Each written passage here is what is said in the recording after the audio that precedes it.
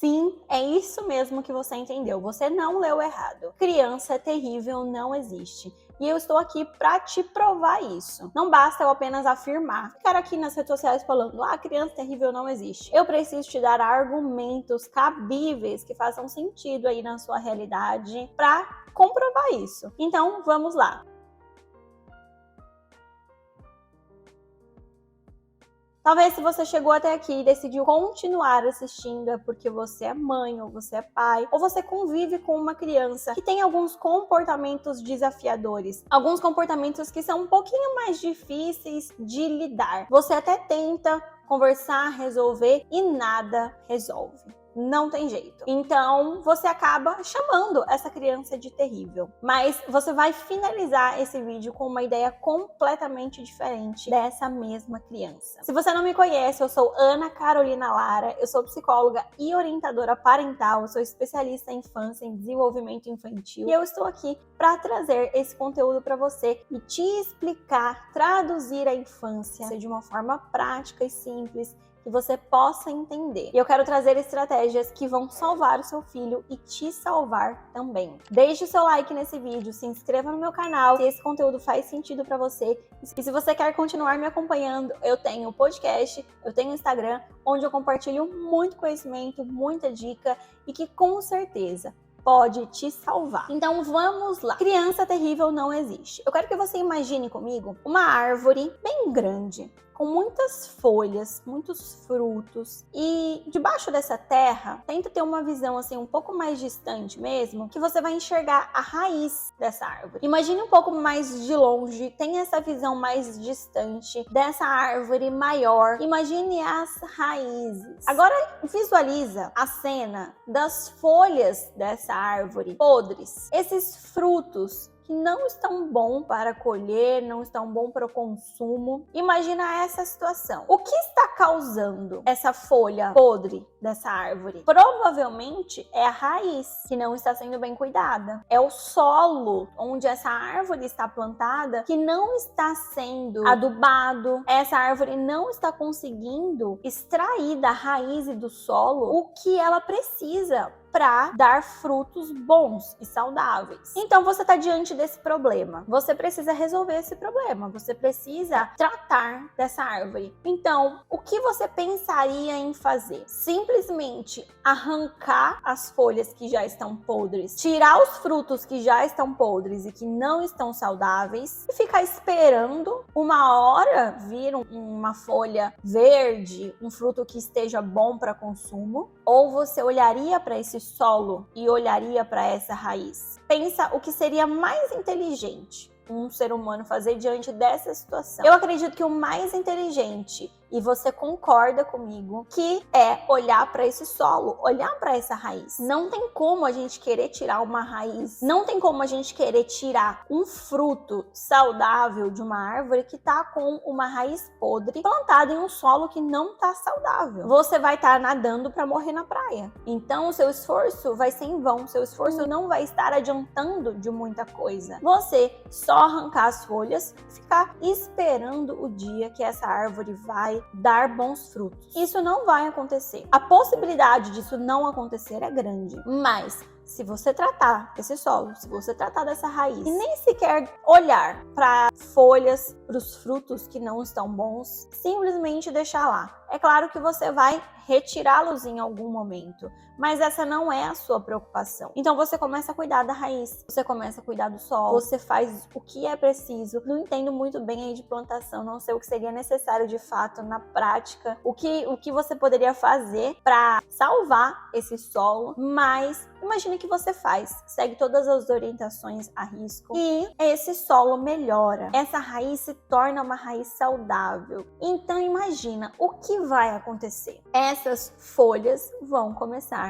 a crescer novamente, verdes, saudáveis. Os frutos que essa árvore vai dar serão bons frutos. Por quê? Você cuidou da raiz, você cuidou do solo. Então usa essa analogia, usa esse exemplo que eu te dei dentro da sua casa com essa criança terrível que você tá aí imaginando. Se você só ficar criticando o comportamento terrível do seu filho e não olhar para a raiz, para o solo saudável que pode estar causando este comportamento, você vai continuar na corrida dos ratos. Você vai estar ali naquela rodinha dos ratos, correndo, correndo, correndo e não vai chegar em lugar nenhum.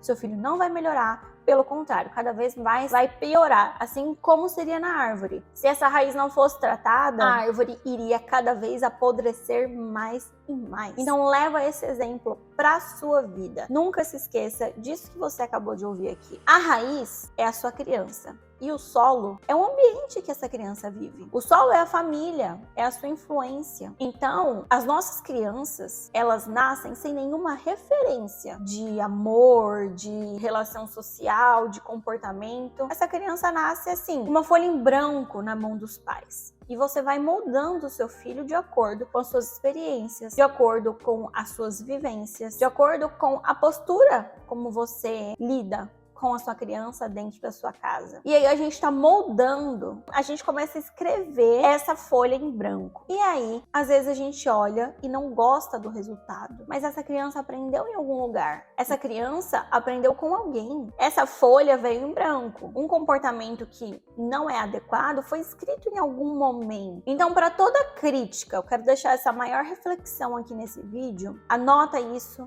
Leva com você e faça essa pergunta diariamente. A cada comportamento inadequado da minha criança, qual a parcela de culpa que eu tenho? Qual é a influência que você tem na sua criança terrível? Porque é muito fácil a gente criticar a criança e só criticar a criança. E a culpa é da criança porque é a criança que é terrível, a criança que não presta, é a criança que não tem jeito, porque criança é assim mesmo. Mas o que você tá fazendo? Será que você tá dando atenção suficiente pro seu filho? Será que você tá tendo tempo de qualidade com a sua criança? Será que o seu filho não tá sentindo a sua falta, mesmo você ali do lado do seu filho durante 24 horas no dia? Será que o seu filho não tá vendo você ter algum comportamento e que ele só tá imitando o seu comportamento? Que seja o seu comportamento com o seu marido, o seu comportamento no trabalho, o seu comportamento quando você tá falando no telefone. Recentemente eu recebi um caso de uma família que a mãe me procurou com uma reclamação, com uma queixa do filho pré-adolescente que estava mentindo demais. Esse adolescente, ele mentia por coisas muito pequenas e simples. E aí começamos o acompanhamento. Durante o acompanhamento, esse adolescente compartilhou comigo que ele fazia isso porque ele aprendeu com a mãe, porque durante a vida toda a mãe trabalhou em casa e ele sempre ouviu e viu a mãe mentindo no telefone. E quando a mãe estava no telefone, ela estava no trabalho, mas ela trabalhava de casa, então ele presenciou essas situações e ele aprendeu isso. Ele se refletiu neste comportamento. Então ali, na folha em branco dele, isso foi a mentira, foi escrita. Então ele começou a reproduzir. E quando ele começou a se aproximar da adolescência, da vida adulta aí, onde o ser humano começa a ter mais interação com a sociedade, ele estava reproduzindo o mesmo comportamento que viu a mãe ter a vida toda. Então, nesse ponto que vocês têm que se atentar, qual é a sua parcela de culpa? Qual é a sua participação no comportamento terrível da sua criança? Se você regar essa árvore, se você cuidar desse solo, se você investir nessa raiz, com certeza isso irá te dar bons frutos. A conta não fecha, simplesmente é assim, como se fosse uma matemática básica. Essa conta não fecha. Então, se você estiver atendendo todas as necessidades de atenção, amor, cuidado, carinho que a sua criança necessita, a conta não fecha. O seu filho não vai ter a necessidade de ser terrível, porque o seu filho não vai precisar ser essa criança para chamar atenção. Dentro desse assunto, eu tenho muito para falar. Os principais erros, o que não fazer, o que os pais fazem que influenciam e incentivam os filhos a serem terríveis. Mas ficaria um vídeo muito grande, ficaria aqui quase uma aula pra gente falar de tudo isso em um vídeo só. Então eu quis fazer um resumo aqui pra você para já te ajudar, já plantar essa sementinha no seu coração de que criança terrível não existe. Essa é a maior bandeira que eu levanto na minha vida profissional, nas minhas redes sociais, e eu te faço essa pergunta: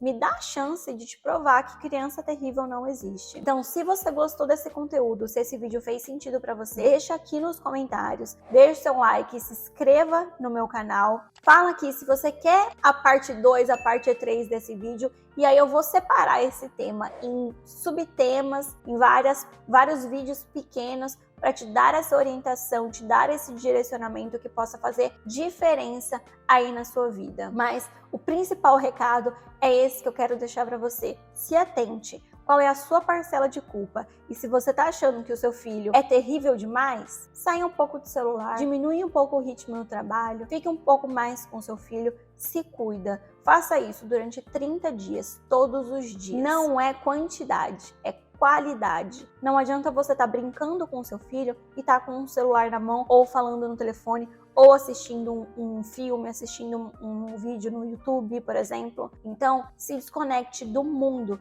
e se conecte com a sua criança. Faça isso por 30 dias. Depois você volta aqui nesse vídeo e você me conta o resultado. E eu vou te perguntar aonde foi parar aquela criança terrível. Então, deixa aí se você quer as próximas partes, que eu separe este vídeo em pequenos temas. E aí eu vou trazendo aqui para vocês alguns videoaulas, práticas do que fazer, e você vai me acompanhando e vai trazendo ao mesmo tempo essa transformação para dentro da sua casa e para dentro da sua família. E nunca se esqueça, você não tem um filho, você tem uma geração. Obrigada por me acompanhar.